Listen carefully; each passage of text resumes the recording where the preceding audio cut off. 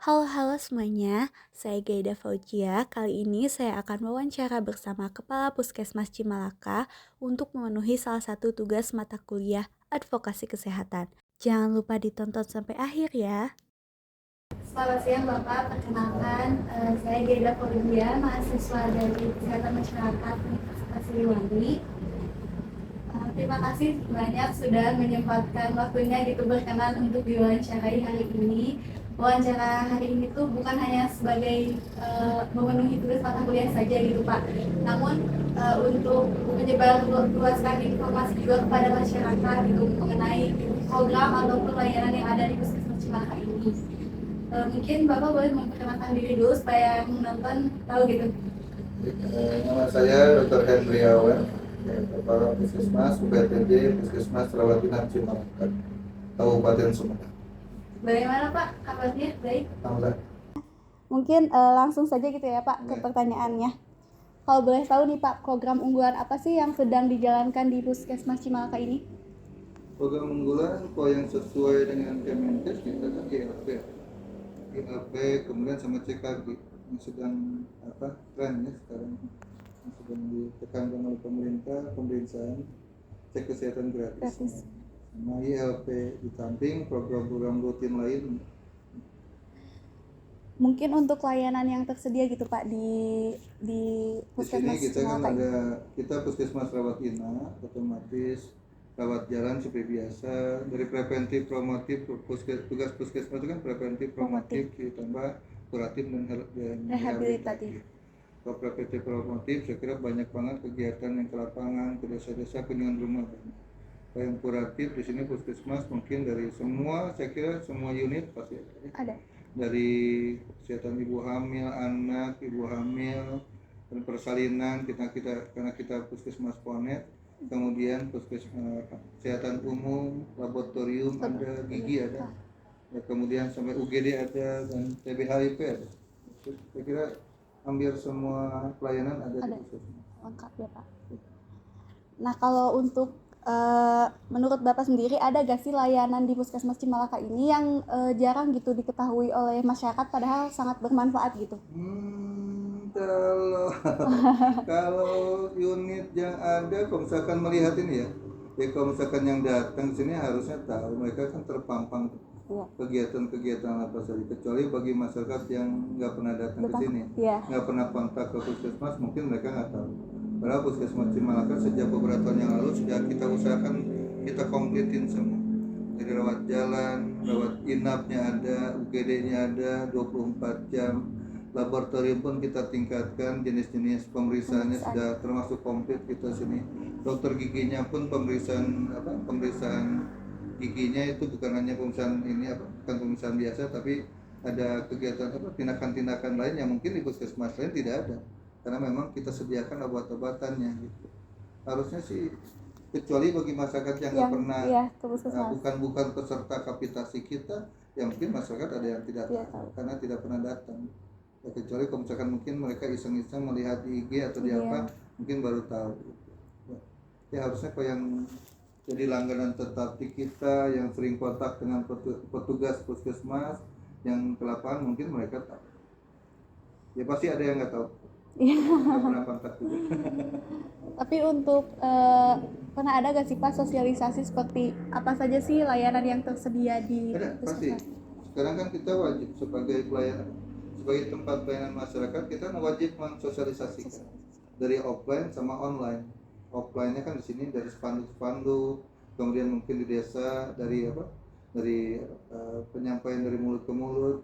Ditambah online kita kan ada beberapa medsos. Ada YouTube-nya, ada IG-nya, Facebook-nya, website-nya ada, ya itu tergantung masyarakatnya.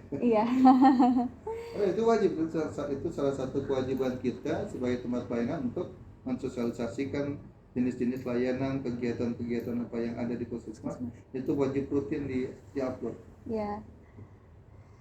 Nah, untuk kalau misalkan masyarakat mau berobat atau menggunakan layanan di Puskesmas Cimalaka ini sendiri Pak, untuk prosedur apakah pendaftarannya bisa online melalui aplikasi atau? Ada. Online kita ada beberapa online, yang jelas yang ada 2 online, MDKN sama klinisi ya. Ditambah mungkin nanti yang kita punya WA pusaka cuman belum sampai ya apa pendaftaran. Yang jelas kalau yang online itu justru diuntungkan online, jadi mereka tinggal daftar saja lewat online, diklarifikasi, datang ke sini klarifikasi langsung ke apa unit terkait. Itu tidak perlu lama. Tapi penggunaannya masyarakat masih sedikit sekali. Mungkin terkendala handphone, kemudian terkendala sebagian karena kuotanya juga katanya. Jadi ditambah mungkin ketidaktahuan juga. Saya kira masih banyak. Mungkin baru hampir berapa persennya? 6.000, berarti kurang lebih hampir 15%, 17% masyarakat yang baru sadar menggunakan daftar online. Berarti masih banyak yang daftar langsung ya Pak? Iya. Terutama mungkin yang lansia. Lansia iya, mungkin karena keterbatasan juga ya Pak teknologi. Kemampuan juga mungkin ketidaktahuan menggunakan handphone barangkali. Nah, kalau terkait masalah kesehatannya nih Pak, kalau melihat dari kondisi wilayah kerja di Puskesmas Cimalaka, masalah kesehatan apa sih yang sering ditemui gitu? Kalau UKP kita masih tetap hipertensi sedang booming ya. yang penyakit tidak menular memang sedang sejak beberapa yang lalu kan sedang naik kasusnya, dan hipertensi saya kira menjadi gambaran juga kabupaten ya, memang hipertensi nomor satu penyakit terbesar. Kalau yang penyakit menular yang lain saya kira DBD kita masih banyak kasus DBD di sini, kemudian kasus-kasus yang lain saya kira masih ada, setiap kasus tifoid juga sedang naik juga, walaupun bukan KLB ya, ada kasusnya banyak, itu pun beberapa daerah. DBD pun sama, kita termasuk salah satu kecamatan yang mungkin setiap tahun lumayan banyak, dan setiap desa itu ada sepanjang tahun kasusnya kita temukan. Mungkin itu dari faktor lingkungan atau kebiasaan Pak? Lingkungan sama perilaku. Iya, sesuai dengan teori Henry Bloom. Iya. Nah, tetap 75% itu permasalahan perilaku dan lingkungan. Makanya kita yang kegiatan BOK untuk kegiatan ke lapangan itu untuk 75%-nya itu untuk masalah perilaku, bagaimana caranya merubah kebiasaan masyarakat yang masih belum berperilaku sehat, dan merubah lingkungan yang lingkungannya kurang bagus untuk lebih baik lagi. Tapi kan untuk merubah itu kan sulit. Butuh kesabaran, butuh waktu, ditambah Puskesmas Cimalaka ini 14 desa. Wah, banyak ya Pak. 14 desa, masyarakatnya 65.000. Masya Allah. Nah, kebayang kalau misalkan petugas kita memang banyak, surveilan ada 4 orang, tapi 4 orang untuk ngatasin 14 desa gimana? Memang agak keterbatasan karena jumlah sasaran, beban penduduknya banyak, petugasnya sedikit, otomatis butuh kesabaran dan butuh waktu. Iya betul. Walaupun otomatis makanya kita kerjasama dengan lintas sektor. Ada orang-orang tertentu yang kita berikan edukasi, dan kita harapkan yang diedukasi itu menyampaikan lagi ke masyarakat yang lain. Itu yang kita harapkan seperti itu. Untuk kolaborasi lintas sektornya itu biasanya dengan di tingkat kecamatan, otomatis kita dari Lokri setiap 3 bulan sekali kita Lokri menyampaikan permasalahan kesehatan yang ada. Kita bahas di lintas sektor itu, yang kita harapkan mereka dapat masukan, ini loh kasus-kasus kejadian dari IKU sama SPM yang masih jadi permasalahan di Kecamatan Cimalaka. Nah, otomatis kita harapkan setelah kita berikan informasi pada mereka dapat memberikan masukan, kita pecahkan bersama, dan kemudian disebarluaskan lagi masyarakat. Yang kita harapkan seperti itu. Biar nanti dengan networkingnya ada, dengan jaringannya ada, otomatis kita harapkan nanti pelan-pelan juga nyambung. Kalau misalkan kita sendiri kebayang tadi 14 desa, 65.000 penduduk, kapan sampai? Begitu. Nah mungkin untuk upaya-upayanya gitu Pak yang telah dilakukan untuk memecahkan masalah atau mengurangi gitu masalah-masalah kesehatan yang ada di Puskesmas Cimalaka ini. Ya, otomatis sesuai dengan tugas kita preventif promotif, kita melakukan promosi dan pencegahan. Bagaimana caranya mencegah jangan sampai terjadi kasus yang tidak diharapkan, kasus-kasus yang ada bisa kita tekan.